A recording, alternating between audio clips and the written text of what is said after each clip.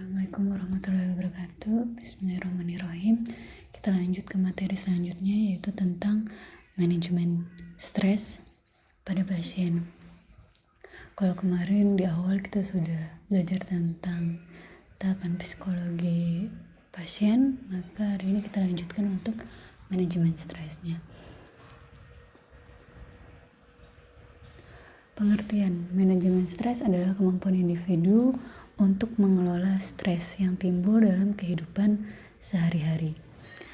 Menurut Schaeffer tahun 2000. Lalu kemudian menurut Cotton Smith bahwa manajemen stres yaitu sebagai suatu keterampilan yang memungkinkan seseorang untuk mengantisipasi, mencegah, mengelola, dan memulihkan diri dari stres yang dirasakan karena adanya ancaman dan ketidakmampuan dalam coping yang dilakukan. Pada manajemen stres ini pasti dilakukan oleh perawat ya, terutama kalau untuk pada ke pasien dilakukannya itu untuk mempertahankan kondisi tubuh dalam keadaan yang seimbang sehingga dalam menghadapi kondisinya, penyakit yang dialaminya, dia tidak mengalami stres ya. Jadi tubuh seimbang, juga kondisi juga seimbang, dan psikologisnya pun seimbang. Itu tujuannya ya untuk manajemen stres. Selanjutnya manajemen stres untuk perawat. Pada konteks ini manajemen stres adalah kemungkinan melihat promosi kesehatan sebagai bentuk aktivitas dan intervensi dan mengubah pertukaran respon terhadap penyakit. Jadi kita melakukan promosi kesehatan kepada pasien, kemudian intervensi agar si pasien tidak stres dan lain sebagainya. Fokusnya tergantung pada tujuan dari intervensi ke perawatan berdasarkan kebutuhan pasien. Misalnya perawat bertanggung jawab mengimplementasikan untuk mencegah dan mengatasi stres agar tidak sampai ke tahap yang paling berat ya, sehingga dibutuhkan kepiawaian atau keahlian sebagai perawat untuk bagaimana sih mengatasi manajemen stres tersebut yang memanagenya. 3 bentuk manajemen stres menurut Evers dan kawan-kawan tahun 2006 menyatakan bahwa perlakuan manajemen stres meliputi 3 bentuk, yaitu yang pertama adalah primary intervention, yaitu perlakuan yang mengubah kondisi lingkungan seperti level pekerjaan yang dapat menyebabkan stres ya. Jadi mengubah lingkungannya dulu, misalnya ruangan perawatannya dirilekskan ya, jadi tidak seperti terkurung di dalam suatu ruangan perawatan seperti itu. Jadi mengubah suatu kondisi lingkungannya. Kemudian yang kedua adalah secondary prevention program, yaitu dirancang untuk membantu individu memiliki perilaku manajemen stres yang efektif seperti diadakannya relaksasi, meditasi, latihan kognitif reframing ya. Jadi seperti melakukan meditasi, kemudian melakukan kalau di bahasa kebidanan ada yang disebut hypnobirthing, jadi memasukkan hal-hal positif ke dalam pasien seperti itu. Kemudian yang ketiga adalah tertiary refer intervention, yaitu seperti konseling dan psikoterapi yang dirancang untuk individu yang memiliki kondisi klinis seperti kecemasan, depresi, atau penganiayaan. Nah ini kalau di level yang ketiga ini lebih dalam dan lebih berat ya, karena si pasien sudah adanya depresi karena misalnya dia terguncang karena suatu penganiayaan, misalnya KDRT dan lain sebagainya. Itu di level yang paling tinggi, yaitu di tertiary level intervention. Kemudian selanjutnya kiat menghadapi stres ya untuk pasien. Yang pertama adalah sikap, keyakinan, dan pikiran kita harus selalu positif. Artinya yaitu tadi memberikan hal-hal positif bahwa si pasien itu akan sembuh, akan pulih kembali, akan bisa menghadapi semua cobaan penyakitnya dan lain sebagainya. Kemudian lebih fleksibel dan rasional. Rasional artinya berpikir secara logika bahwa suatu penyakit pasti ada jalan keluar untuk obatnya, untuk terapinya dan sebagainya. Dan adaptif atau adaptasi terhadap orang lain, misalnya terhadap lingkungannya, kemudian terhadap pasien-pasien yang lain. Kemudian yang kedua adalah kendalikan faktor penyebab stres tersebut dengan jalan meningkatkan kemampuan dari penyakitnya tersebut, seperti apa sih penyakitnya, bagaimana harus dilakukan terapi apa dan sebagainya.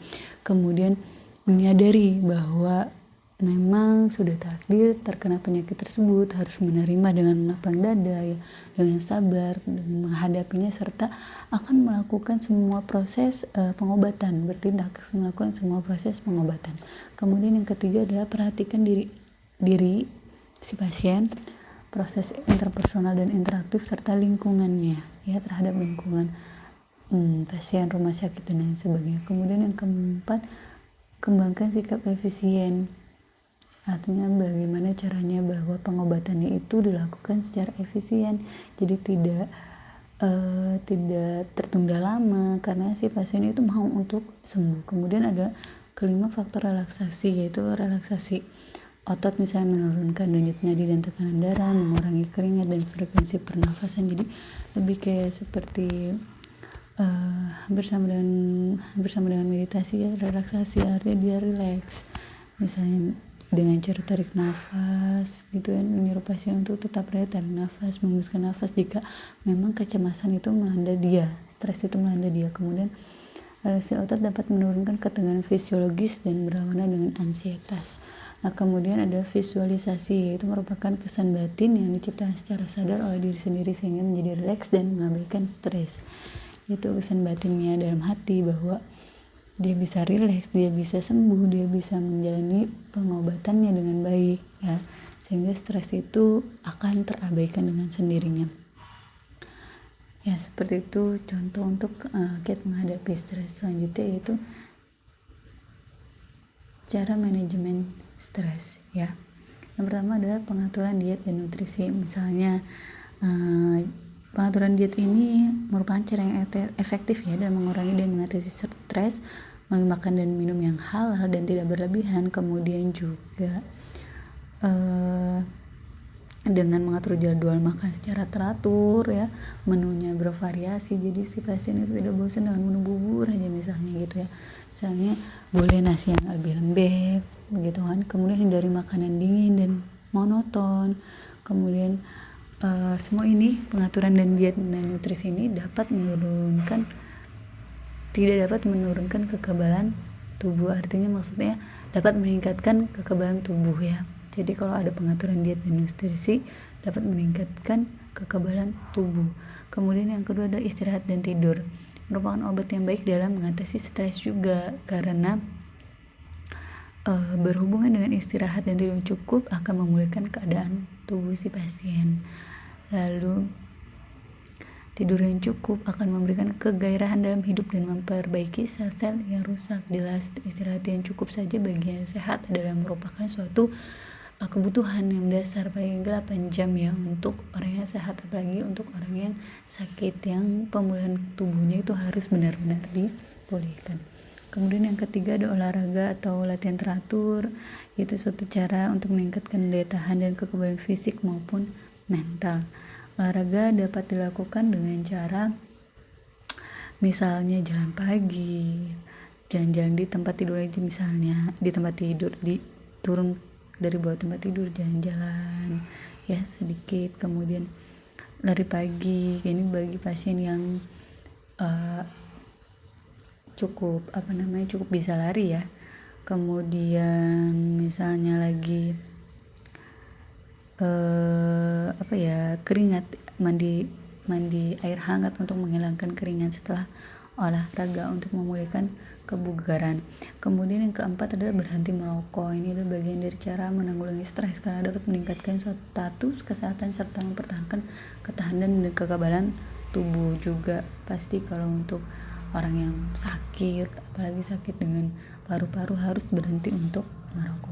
Kemudian selanjutnya itu tidak mengkonsumsi minuman keras, ya jelas karena ini kan pencetus juga untuk stres ya, dan ketahanan tubuhnya juga akan lebih lemah jika mengkonsumsi minuman keras ya. Makanya harus dihindari minuman keras yang banyak mengandung alkohol. Kemudian yang keenam adalah pengaturan berat badan.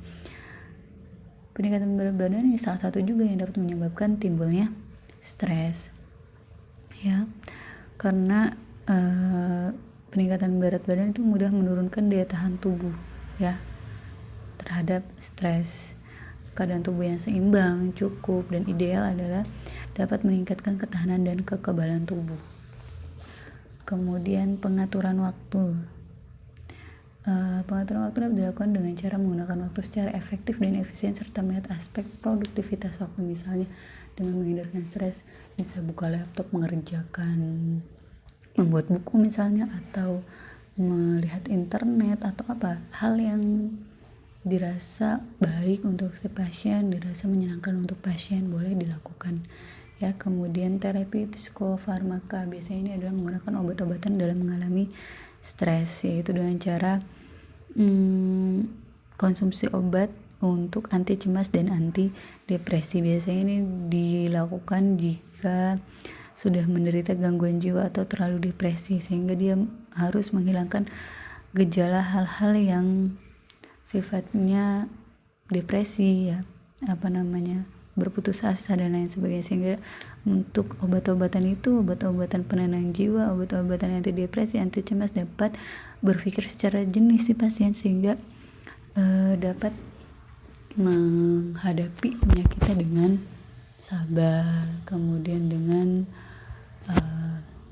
lebih fokus pada pengobatan tanpa adanya stres. Kemudian yang terakhir ada psikoterapi, itu suatu cara pengobatan terhadap masalah emosional seorang pasien yang dilakukan oleh seseorang yang terlatih, artinya diberikan oleh psikoterapi psikiater misalnya ya, secara sukarela. Tujuannya untuk menghilangkan, mengubah atau menghambat gejala yang ada ya, misalnya mengkoreksi perilaku yang terganggu dan mengembangkan pertumbuhan kepribadian secara positif. Artinya kalau psikoterapi sudah dalam batas dia sudah ada depresi.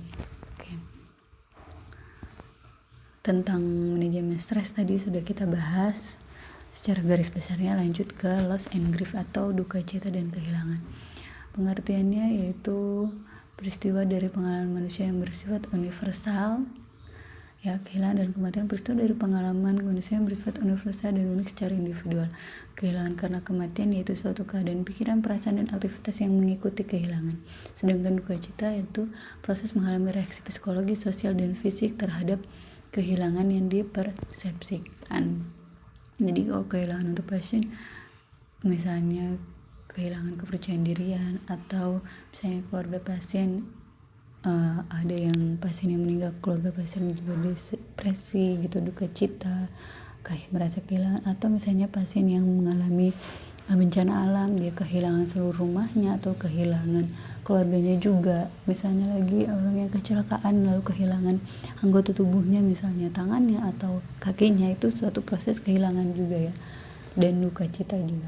Kemudian kehilangan terbagi dari dua, yaitu kehilangan maturasional dan kehilangan situasional. Kehilangan maturasional itu yang diakibatkan oleh transisi kehidupan normal untuk pertama kalinya. Dari tadinya biasanya misalnya terkena bencana alam, dia punya keluarga, ternyata harus terkena bencana alam, dia sakit, menjadi seorang pasien, harus di pengungsian dan lain sebagainya. Dari kehidupan normal menjadi yang kehidupan yang tidak pernah dia alami sebelumnya untuk pertama kali. Kemudian ke kehilangan situasional, misalnya kehilangan terjadi secara tiba-tiba dalam merespon kejadian eksternal yang spesifik seperti kematian mendadak dari orang yang dicintai.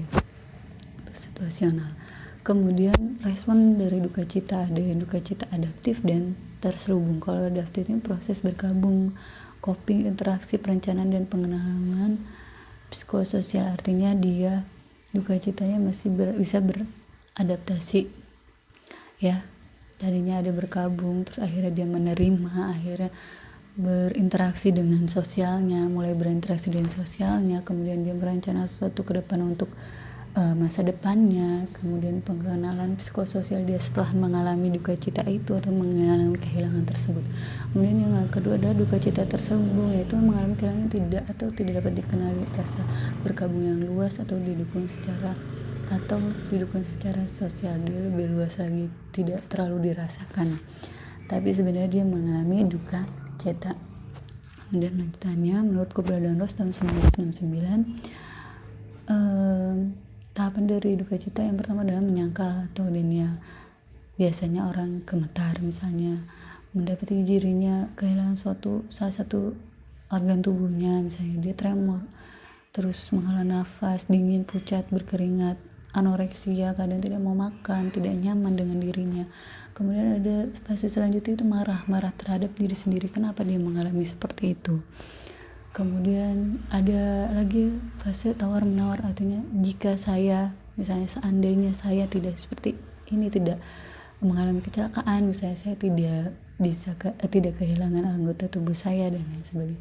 Kemudian ada fase depresi, ya biasanya di fase depresi ini adalah rawan-rawan bunuh diri, artinya dia merasa saya tidak punya organ tubuh lagi yang sempurna, maka dia merasa tidak ada gunanya, tidak bisa beraktivitas normal seperti biasanya. Itu ada dalam fase depresi. Tapi ketika depresi itu teratasi, maka akan berlanjut ke penerimaan, acceptance.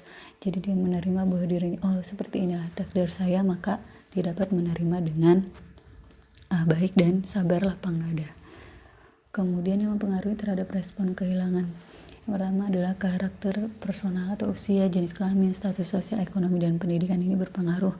Dari beberapa penelitian ternyata usia, jenis kelamin, biasanya kalau cewek lebih terasa mellow, bapernya agak lama misalnya gitu. Terus kemudian jika pendidikannya lebih tinggi, biasanya dia gampang untuk adaptation atau beradaptasinya. Kemudian kedua, sifat hubungan suami istri, orang tua, anak yang mendukung si pasien untuk fight atau untuk tetap melihat masa depan. Kemudian ketiga, sifat kehilangan, ada yang permanen, ada yang sementara. Misalnya orang yang permanen yaitu tadi, kalau permanen misalnya kematian atau kehilangan anggota badan. Kalau sementara misalnya ada pasien yang buta tapi bisa bisa disembuhkan dengan operasi dan sebagainya, itu sementara sifat kehilangannya. Misalnya lagi gagal otak atau hilang ingatan, kan itu bersifatnya sifat sementara. Kemudian yang keempat, keyakinan kultural dan spiritual. Balik lagi bahwa spiritual atau tentang keyakinan akan agama, tentang Tuhan, tentang takdir Tuhan, dan bahwa itu adalah takdir yang harus dia terima. Keyakinan tersebut juga berpengaruh terhadap respon kehilangan tersebut, ya. Kemudian ada kelima, sistem pendukung sosial, dari lingkungan, dari keluarga, dari teman-teman, dari anak, dari cucu, dan sebagainya. Kemudian yang keenam, kehilangan tujuan hidup pribadi, ya misalnya sudah merasa tidak ada tujuan hidupnya lagi, rentan terhadap depresi biasanya. Saya kehilangan orang yang sangat dicintai sehingga dia membuat saya tidak memiliki tujuan hidup lagi kalau orang tersebut tidak ada, atau kalau sesuatu itu tidak ada, saya tidak punya tujuan hidup, maka itu rentan akan depresi. Demikian, sudah selesai ternyata slide-nya. Semoga dapat dipahami dengan baik. Sedikit dari Ibu. Kalau ada yang tanyakan, silahkan di forum diskusi di Telegram, ya. Ibu akhiri untuk materi hari ini. Wassalamualaikum warahmatullahi wabarakatuh.